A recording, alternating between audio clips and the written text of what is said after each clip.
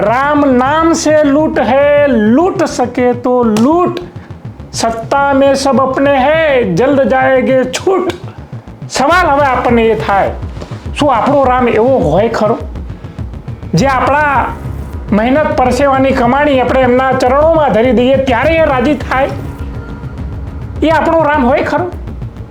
આ તમારા કુકર્મોના કારણે હવે એ રામ ઉપર ભરોસો ઉઠવા લાગ્યો છે.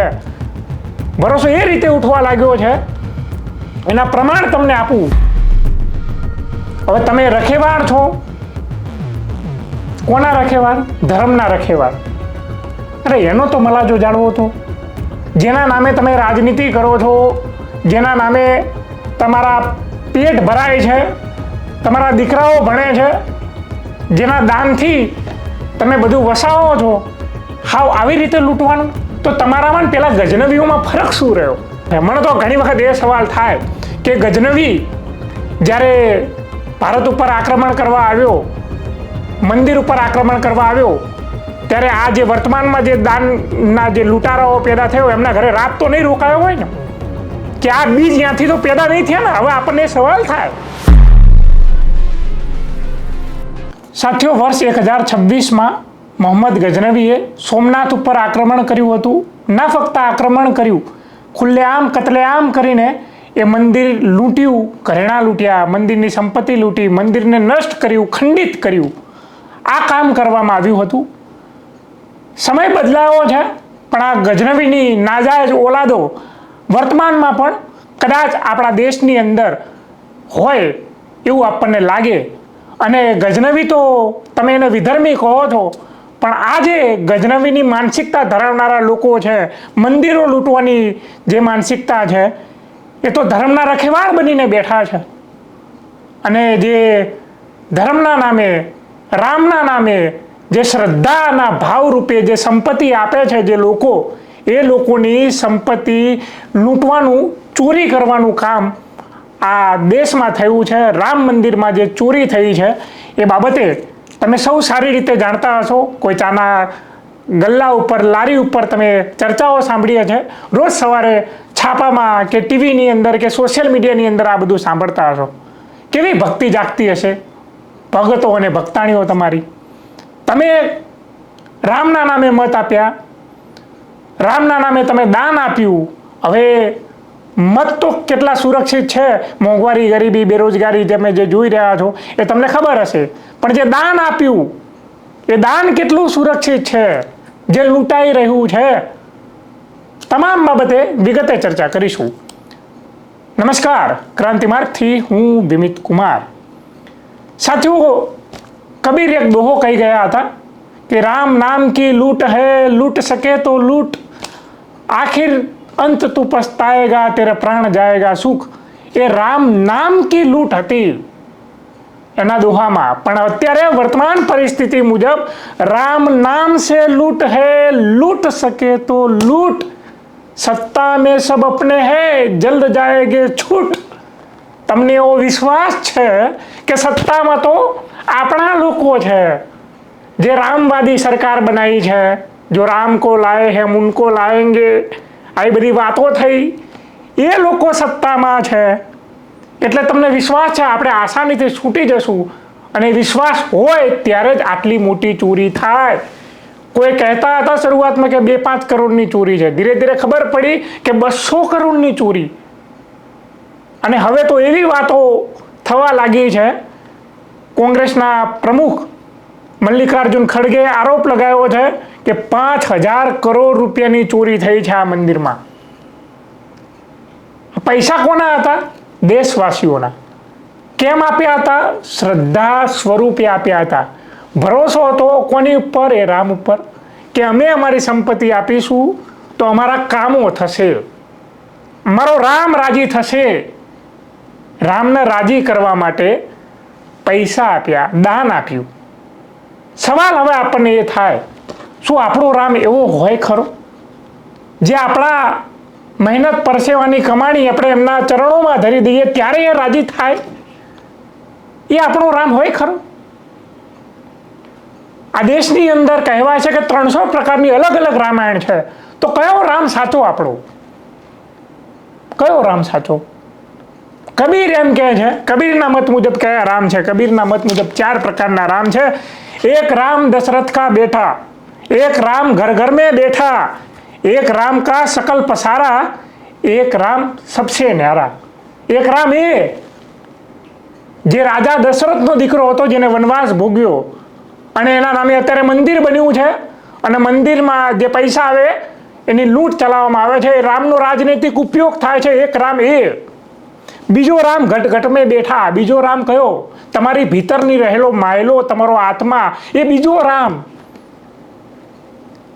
એક રામ કા સકલ પસારા, મતલબ બધી જગ્યાએ સર્વત્ર છે. હવામાં, પાણીમાં, પહાડોમાં, જંગલોમાં, નદીઓમાં, જે તમને જીવિત રાખે છે, જે તમને જીવન જીવવાનો રસ્તો બતાવે છે, એવી પ્રકૃતિ, એની અંદર એક રામ.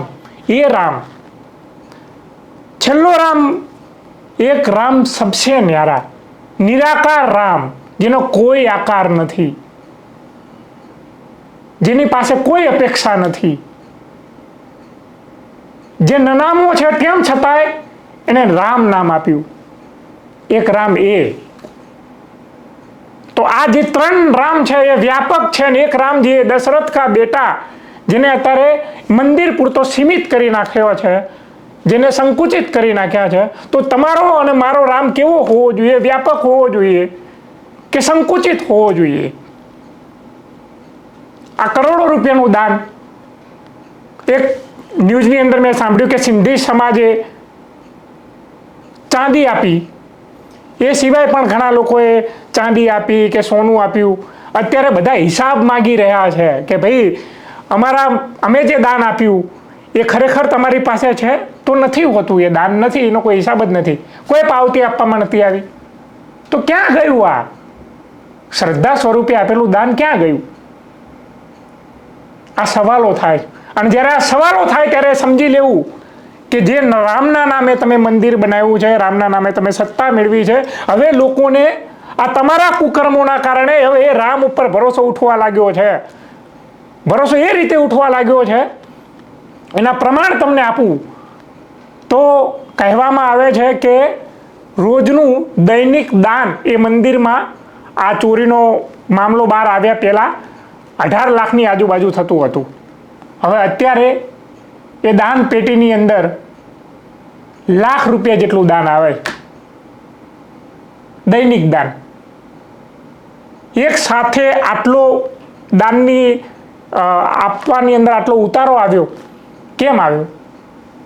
લોકોને રામ ઉપર ભરોસો ઉઠવા લાગ્યો છે કે કેમ? એ આપણને સવાલ થાય કે નહીં? કે રામ જેની આસ્થામાં, જેની શ્રદ્ધામાં આપણે આ બધું દાન આપ્યું, એ એટલા લાચાર થઈ જાય છે કે એ દાનની રક્ષણ નથી કરી શકતા? કે રામ એ સંદેશો આપવા માંગે છે કે તમે જે દાન આપી રહ્યા છો એ દાન આવા લૂંટારુઓ એ લૂંટી લે છે.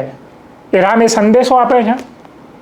રામ એ સંદેશો આપે છે કે અયોધ્યામાં રામ મંદિર બન્યું, તેમ છતાંય જો રામ કો લાયે હે હમ ઉनको લાએંગે એવી પાર્ટીના ઉમેદવાર ત્યાંથી હારી જાય છે. રામે સંદેશો આપવા માંગે છે કે ભાઈ મારા નામનો ઉપયોગ થાય છે, જો આ હારી ગયો.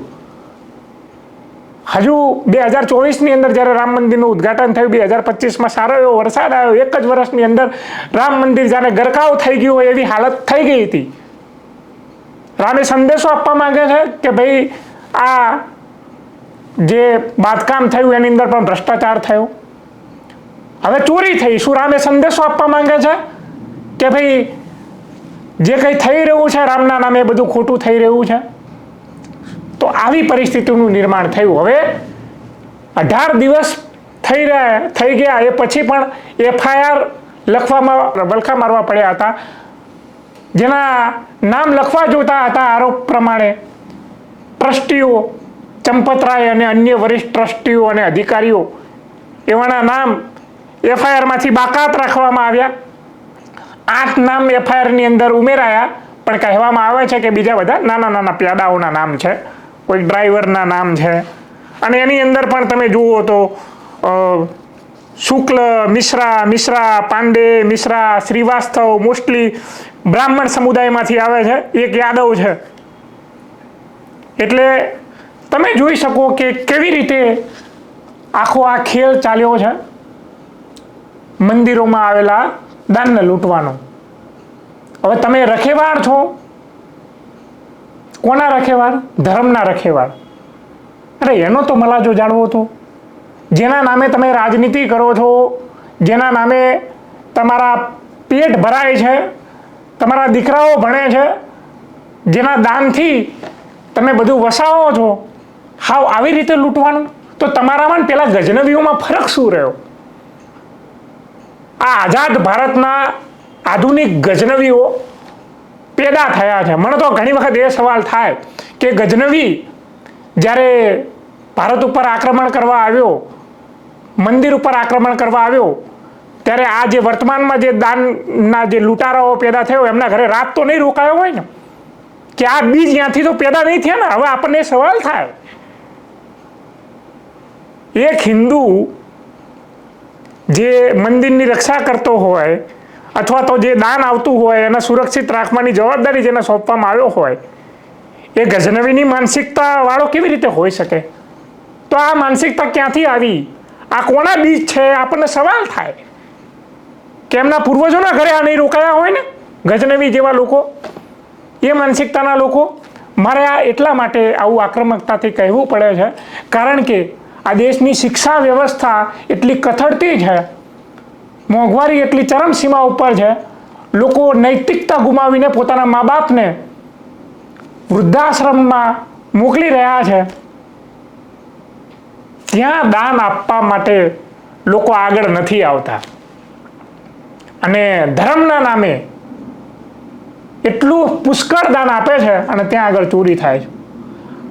કોઈ NGO સંસ્થા જે આવી સેવાકીય પ્રવૃત્તિ કરતી હોય, કોઈ વ્યક્તિના ત્યાં દાન લેવા જાય કે ભાઈ ફલાણા વ્યક્તિ તમારે તો દાન આપવું જ પડશે, પરાણે જો દાન આપે ને તો કે ભાઈ મારા મા બાપની તકતી લાગવી જોઈએ. શું નામ લખવાનું? સ્વગાંડીબેન ડાયાભાઈ ફલાણા લખો તકતીમાં. અહીંયા તો વગર પાવતીએ દાન આપી દીધું. કિલો, આટલા કિલો ચાંદી, આટલા કિલો સોનું, આટલી જમીન, ત્યાં આપવામાં બળ આવે છે, ત્યાં નથી અપાતું. તમારો વિષય છે અને તમારી મરજી છે, તમારે જ્યાં દાન દેવું હોય ત્યાં દો. પણ ધર્મના નામે શું ખેલ થાય છે એ આ વાસ્તવિકતા છે. હજુ નહીં જાગ્યું તો કાયમ માટે આ લોકો સુવાડી દેશે. જોતા રહેજો જ્યાં સુધી જાગતા રહો ત્યાં સુધી. ક્રાંતિ માર્ગ, ઇન્કલાબ જિંદાબાદ.